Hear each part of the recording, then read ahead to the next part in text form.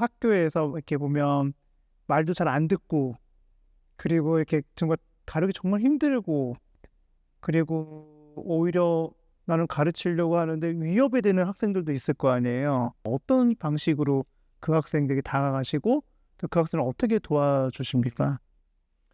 So yes, definitely there will always be students who might have behavioral outbursts and might not follow directions. One of the things that I've really learned being a school leader, especially in a school like at Dallas Isd, is there's a reason for these outbursts and outbreaks, outbursts from students or behavioral issues that come up. And some of it is sometimes that's the only way the student knows how to cope with a lot of things that they might be going through in their own lives, and being a leader in Dallas, I've been able to see a lot of unfortunate circumstances where a child might have been neglected or even abused, in the home setting or in other areas. So approach that I've always believed in and have taken is instead of punitive discipline, and punitive is, giving like discipline where students get in trouble all the time, get suspended or get put out of classrooms. And those never work because if you use those type of discipline, the same students keep getting in trouble and the same students keep getting into behavioral, situations. The approach that I like taking, and as a district in Dallas we've taken, is using restorative discipline. So it's mentoring the child, determining like what is the cause of your outburst, and working through those issues and working through those problems. One of the things that we've done at Garcia Middle School is had outside people come in, community members, to help mentor some of our students. So we've developed partnerships with local churches, and some of those church members come in, and during lunch, they'll sit with some of our students and mentor them and be like, and support them. And we have a lot of amazing administrators, a lot of amazing assistant principals and counselors who also do a lot of the work, in addition to our teachers. At Garcia Middle School, we require every student to be involved in the school. So every student has to be involved in an extracurricular or a club. And in order to support that, all of our teachers have to sponsor a club. And it could be anything. It could be from chess to, book reading, to painting, to music, to watching languages. We even have a Korean language club that's very popular at Garcia Middle School because, K-pop and Korean culture is very popular now with all students in America. And we're really trying to find a way for students to be involved.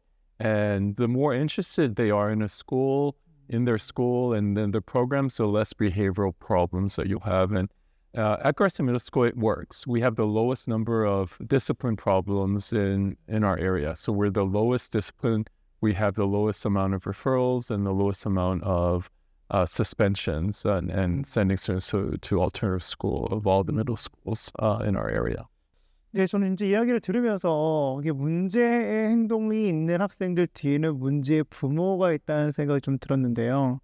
그럼 우리 교장선생님께 여쭤보고 싶은 게 보통 그럼 이제 중학교를 이제 자녀를 보내는 부모님들이 요즘 많이 계시잖아요. 그러면 그 학부모 입장에서 가장 중요하게 생각하고 집에서도 훈육해야 될 것은 어떤 것들이 있다고 좀 생각하시는지, 학교 생활을 잘하기 위해서 부모님이 집에서 특히 이제 코리안 아메리칸으로 입장에서 이 아이들을 어떻게 교육을 시켜야 되는지 또 뭘 중점적으로 해야 될지를 모르시는 분들이 되게 많거든요. So I think especially for Korean Americans, in the 1.5 or 2.0 generation,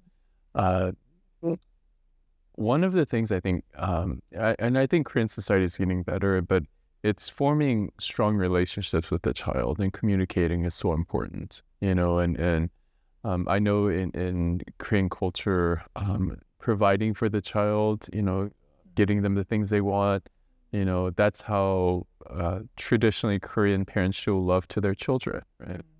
But it's so hard for a Korean parent to say, I love you, or 사랑해 to their children, right? We're getting better, right? But I think those are hard. forming those relationships is so important, and as a parent, even if our child gets embarrassed,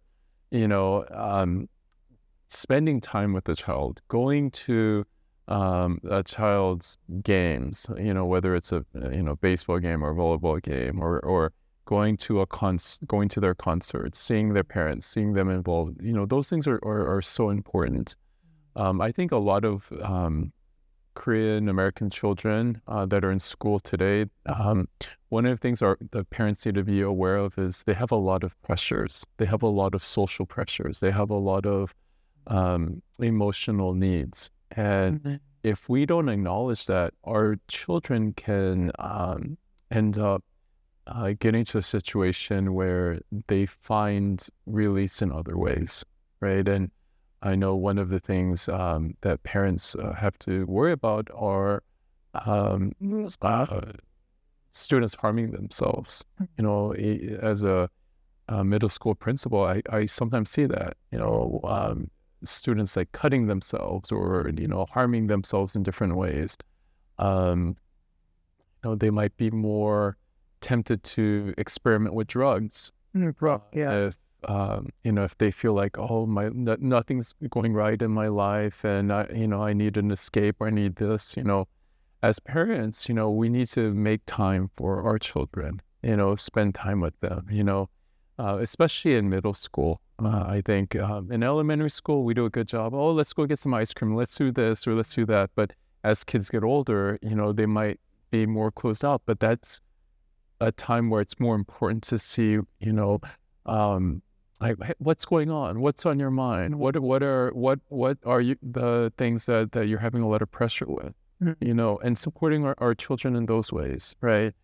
As parents, I think it's important to form a good communication with school counselors and school teachers, and letting them know that you're an involved parent, and even if there is a language barrier, it's okay. Nowadays we have Google Translate. You can take a cell phone. You can, sometimes with the new phones, it can do live translation. Or take a friend with you, somebody who is bilingual, who can speak English, but making that extra attempt, not being embarrassed, not, even if your child says, no, I don't need anything, go and say, no, we're going to go because I want to help you. Right. And I want to be a part of supporting you, in schools. So I think it's taking that initiative and really going and making that effort and attempt to be involved in your child's life. Go and watch a movie with your child. Ask them, what do you want to watch? And spend more time outside of even though we're busy, even though we work hard, even though we're tired at home. Spending time with our children, right, and being involved in their lives, I think, is so important, especially in the middle school age, because, they're going through a lot of changes physically and emotionally, social pressures, things like that. Social media, is another thing that is a big pressure, to children, limiting their screen time, limiting their time on the phone, limiting their time on technology is very important, and spending more quality time with your children. Go play some games, go outside, ride bikes together, go on a walk together, even if they don't want to, say we have to, right? And especially, I think, for Korean families, not only just focusing on studying, like trying to get a well-rounded student, encouraging them to take sports.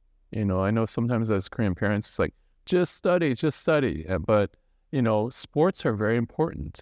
It is. Even if they're not great at it, it forms confidence. It forms teamwork. It forms, social connections. It allows them to become healthier. Those things are important.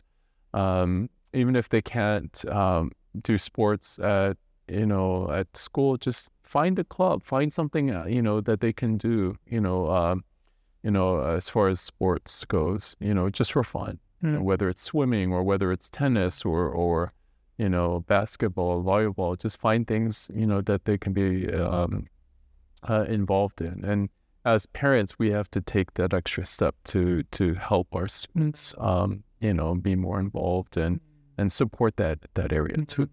이 중학생들한테 미국 정부에서 이 중학생들한테 반드시 가르쳐야 되고 또 길러내야 될 것이 있다면 세 가지가 있다면 어떤 게 있는지 좀 설명 좀 부탁드리겠습니다.